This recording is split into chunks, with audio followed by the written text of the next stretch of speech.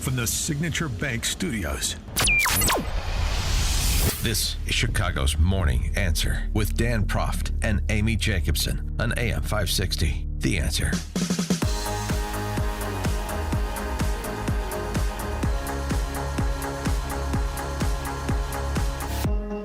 Oh, what a time it has been. Good morning, Amy Jacobson here, John Anthony. I feel like I have whiplash, political Democratic whiplash. My head was spinning. Is he in? Is he out? Squirrel. Is she fat? Is she skinny? Pick a weight and stick with it. Remember the Oprah thing?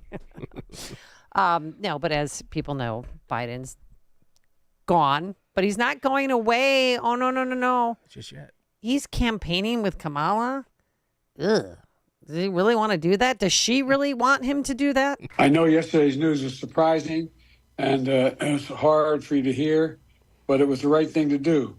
I know it's hard because you poured your heart and soul into me to help us win this thing, help me get this nomination, help me win the nomination, and then go on to win the presidency. But, you know, you're an amazing team, but we've got a great, I think we made the right decision. I know how hard you've worked, how many sacrifices you've made, and so many of you uprooted your lives for me, and the kind of commitments few people make for anything these days, but you made it. And I've been honored and humbled. I mean this from the bottom of my heart. My word is a Biden, that for all you've done for me and my family. And we built the best campaign in organization in history. I've been doing this, I always kid and say, I know I'm only 40, but I've been around a long time. I don't know of a better campaign organization, grassroots campaign. You know, we have over 230 offices opened. We have over 2,000 paid staff. And we have literally several thousand volunteers on a regular basis, thousands of them.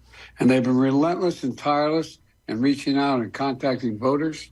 The leadership of this campaign has been amazing. Jen O'Malley Dillon, Julie Quinton, Michael Tyler, Rob Flaherty, Rufus on raising money, and so many more. You built this team. You brought them together. You brought us together. You've inspired them, and you've done what leaders do. Now we got to, you know, the name has changed at the top of the ticket, but the mission hasn't changed at all. And by the way, I'm not going anywhere. I'm going to be out there in the campaign with her, with Kamala. I'm going to be working like hell, both as a sitting president, getting legislation passed, as well as in campaigning. You know, that just hit me. Was that part of the deal for him to step down to still be able to go out with her and campaign? Probably. Was there a deal that he might say he's sick and give her the reins so that she could pardon his son? Yeah, I didn't and hear pardon anyway. him for the tax fraud case that's coming up in California in September. With more on this, let's welcome back to the program Congressman Darin LaHood for the 16th District of Illinois. Good morning, Mr. LaHood. How are you? Hey, I'm doing well, Amy. Great to be on with you and John. Hey, Yeah, buddy. so, pretty boring in politics these days, huh? Yeah, Nothing not a going lot on? going on. Yeah. Yeah, exactly. I thought it was interesting, Amy, on just playing that clip. You know, we had Biden step down on Sunday. To this day, we've not seen any visuals of the president. There's no videos. He's never addressed the nation. That was apparently a phone call that he made that you just played here. We haven't seen the guy in 4 days, which causes a lot of people to wonder who the frick is running the country, which is really, really frightening right now, right? You know, a lot going on. And then the other observation that I will make is somehow now they're making Kamala Harris out to be this, you know, euphoric figure. I mean, that she's somehow different from Biden. I mean, she co-owns the disastrous policies of the Biden administration. And people forget her one job that Biden gave her at the beginning was the border czar. She was the border czar in charge of the border, and it's an unmitigated disaster. So, you know, I feel like I'm in fantasy land when I hear these Democrats and I hear the media fawning all over her. And well, it's not funny anymore. I mean, who's running this country? Look, you had Benjamin Netanyahu land yesterday from Israel. He's going to address Congress tomorrow and then meet with Biden allegedly on Thursday. There was nobody there to greet him. Why do you think VP Harris snubbed him on the tarmac? Well, that shouldn't surprise anybody. Israel's our number one ally in the Middle East. We need to support them. I'm glad Speaker Johnson invited Netanyahu to come address Congress on Wednesday. I'll be there front and center, as a lot of other Republicans and hopefully Americans will be tuning in to watch that. But it's an embarrassment for our country that we don't have a top executive branch official from the administration to be able to do that. I mean, Anthony Blinken wasn't even there to greet him. I guess they had some flax at the embassy. Coons? Was that Senator Coons that was there? I don't know. Do you know who even showed up, Congressman? I don't. I have no idea. No, I don't. I'm sorry. I'm going to call you Darren. I forget. Excuse me. It is Congressman. Well, I know you two are friends. I serve with him, so it was we call each other by our names, not by our titles. But Congressman LaHood, I mean, this was an epic failure as it relates to the Trump assassination. Did the Secret Service director, did she satisfy you with any of her answers about what transpired on July 13th? Hell no. Anybody that watched that hearing yesterday, it's an embarrassment for our country. Completely unacceptable, her answers, and really disingenuous all the way around. And listen, when you see Democrats, multiple Democrats calling for her to step down or be fired, that should tell you everything. For the life of me, I can't understand why Joe Biden or the administration has not fired her yet. And from the standpoint that from how we look in the world, it's an embarrassment. The fact that our leading presidential candidate against Biden is almost assassinated in Butler, Pennsylvania, by a guy that puts a ladder onto a shed and climbs up when everybody is telling the Secret Service what is going on. It's just terrible. And so I got back to D.C. yesterday. Speaker Johnson is putting together a task force to figure out how do you revamp the Secret Service. First of all, she needs to go. I think that will happen in the next couple of days. Oh, you do?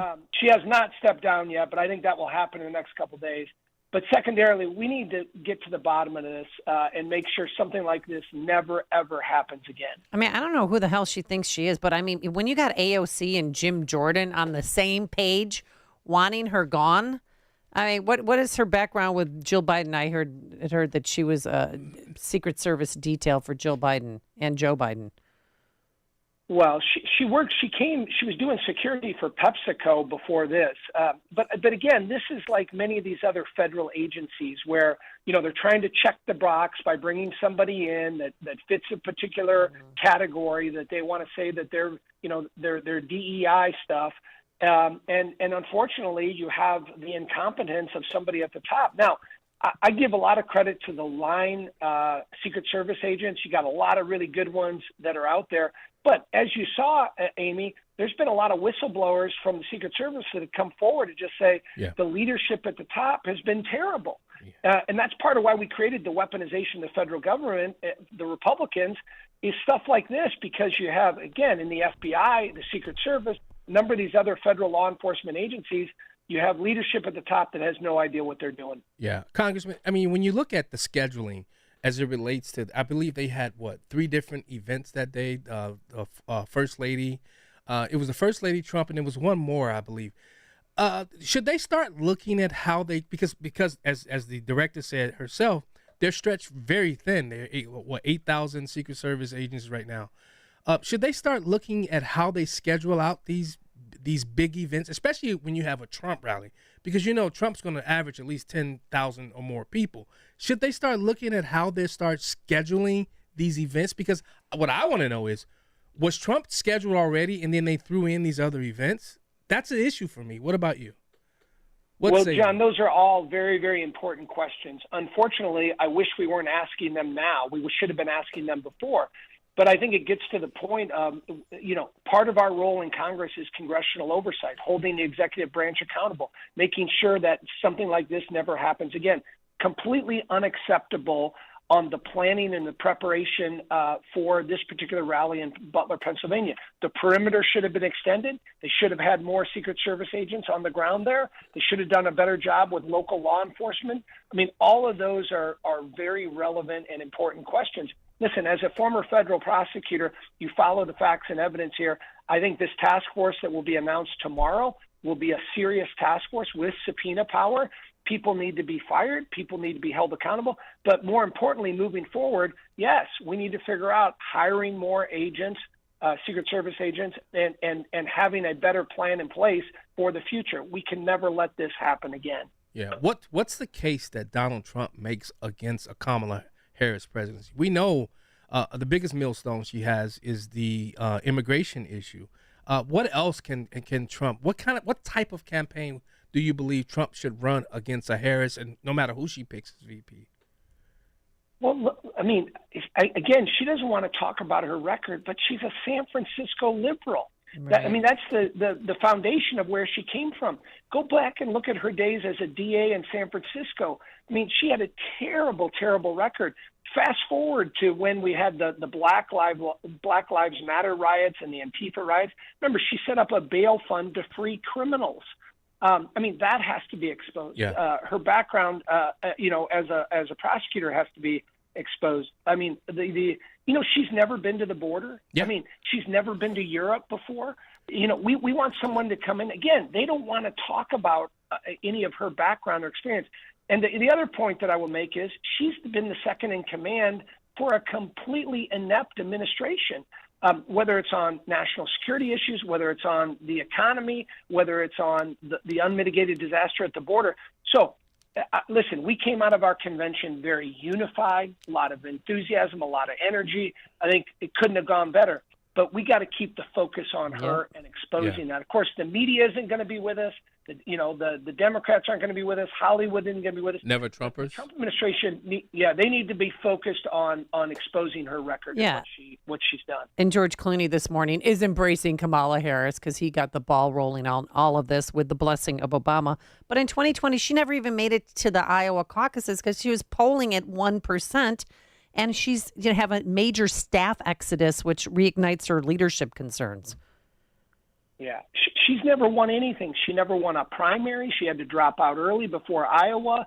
I mean, listen, if this election has to be about her and Biden, if it's about her and Biden, nobody's going to vote for them, and we're going to win. But we got to keep the pressure on them. And frankly, I think the Trump administration is pivoting now. They've known this is going to happen.